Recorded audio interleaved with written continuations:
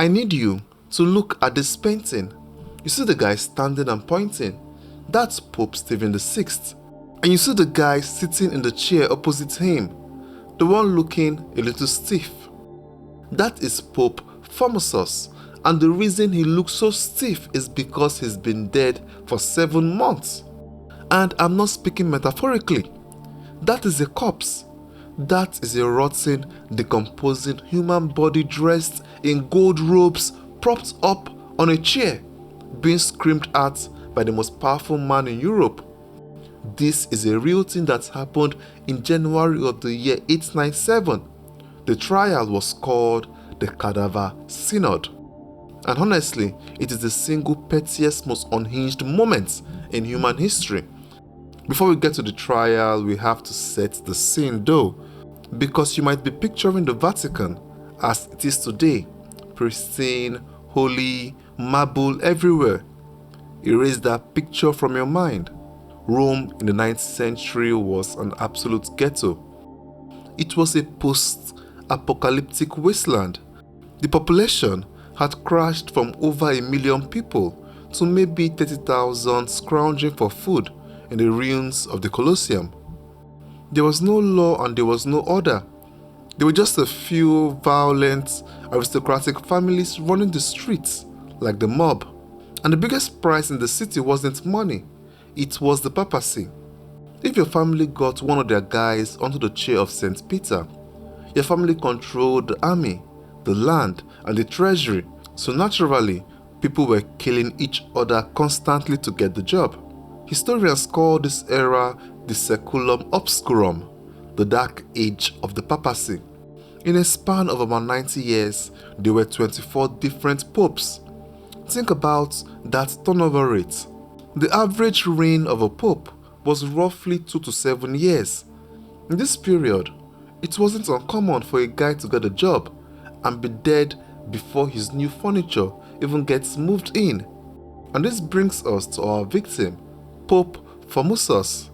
Formosus is a fascinating character because by all accounts, he was actually good at his job. He was smart, he was a missionary, and he was ambitious. But in Rome, being ambitious puts a target on your back. Long story short, there were two gangs fighting for control. On one side, you had the Holy Roman Emperors, the German kings up north. On the other side, you had the Spoleto family, the local Italian mobsters who wanted to run Rome like their personal piggy bank. Formosus gets elected with the help of the Spoleto family. They think he's their puppet. They think, great, we bought a pope. But Formosus, he pulls a fast one. Once he's secure on the throne, he looks around and he realizes that the Spoletos are psychopaths. So he sends a secret DM to the German king, a guy named Arnulf. He basically tells Arnulf, if you march your army down here and save me from these Italian mobsters, I will crown you emperor. Arnulf says bet. He marches down to Rome, smashes the Spoletos, and Formosus crowns him emperor. Formosus won. He played the Game of Thrones and he was victorious.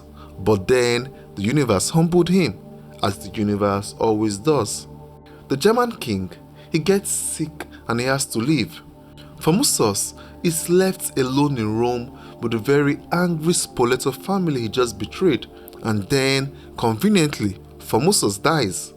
Was he poisoned? Probably, but now he's dead. He gets a nice funeral. He gets buried in St. Peter's. The Spoleto family sweeps back into power. This time they install their own guy, Pope Stephen VI. Now a normal person would say, okay, our enemy is dead, we won, let's move on. But the matriarch of the Spoleto family, a woman named Gertrude, who deserves her own video by the way, she wanted to send a message and Pope Stephen VI was crazy enough to deliver it. So now it's January 897 and we are in the Lateran Basilica. But first, I want you to try and imagine the smell. Formosus has been in the ground for 7 months by this time I don't know if you've ever been around a dead body, but 7 months in a damp Roman crypt, it wouldn't smell good. They dig him up. They drag the body out of the coffin. They dress him, literally wrestling a decomposing skeleton into silk papal vestments. They put the Pope hat, the mitre, on his skull. They then prop him up on the throne. And because this is a legal trial, they assign a lawyer to the corpse. They grabbed some teenage deacon, stood him next to the rotting body and said, "You answer for him." Can you imagine being that kid? You're standing next to a smell that is probably melting your nose hairs, and the living Pope is screaming at you. And yes, Pope Stephen the Sixth was screaming. The historical records say he was foaming at the mouth with rage. He was pointing at the corpse and yelling, "Why did you usurp the throne?" And the corpse is just sitting there, being dead. The poor deacon is stuttering, trying to make up legal arguments for a pile of bones. Spoiler alert, they found him guilty. But the verdict isn't the crazy part, it's the punishment. They gave him a sentence called damnatio memoriae, meaning damnation of memory. First, they stripped the robes off him. Then Stephen VI ordered the 3 fingers of Formosus' right hand to be chopped off. These are the benediction fingers, the one the Pope uses to bless people. They hack the fingers off. Then they drag the body through the church, throw it in a pauper's grave, change their minds a day later, dig it up again, and throw it in the Tiber River. This was the ultimate insult. If your body was washed away by the river, you can't rise on Judgment Day. It was a spiritual execution. Stephen VI probably sat back and thought, "Yeah, I did that. I am the man." But he forgot one thing: the people of Rome were watching. There is a line. Even for medieval peasants who watched executions for fun, there is a line. Dragging a rotting pope through the streets and chopping his fingers off, that crossed the line. It was too gruesome. And immediately, the vibe in Rome shifted. Rumors started flying. People said the river refused to take the body. A fisherman found the corpse washed up on the shore, and legend says that when he brought it onto the sand, the statues of saints in a nearby church bowed down to it. The people went from scared to furious, and they formed a mob.